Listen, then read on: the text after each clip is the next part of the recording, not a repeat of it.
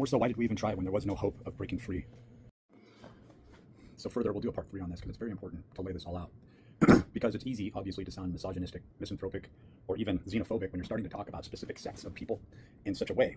And what you need to understand is the entire field is every single morsel, every single cell, every atom, every molecule, every photon is, in fact, being commandeered, taken over, rerouted, and charged in the most complex way that most people would not realize. How the protection that you automatically feel as a father, as a husband, as an upstanding man, those attributes can be used against you and are.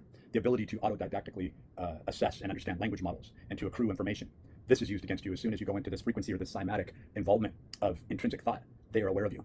They reroute that system. High-pitched ringing, tinnitus, keeping people who would become more educated by nature through their own ontology, through this phenomenology, would become better human beings. That is being barred.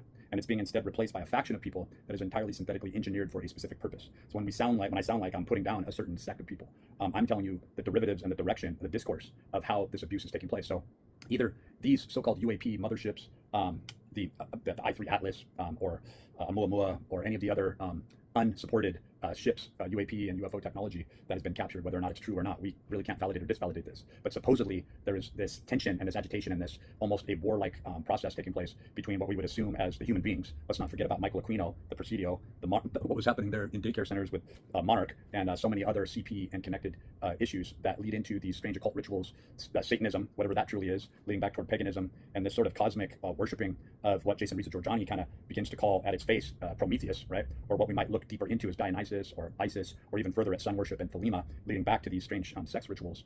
Are these visitors coming from inner Earth, another dimension, out in space?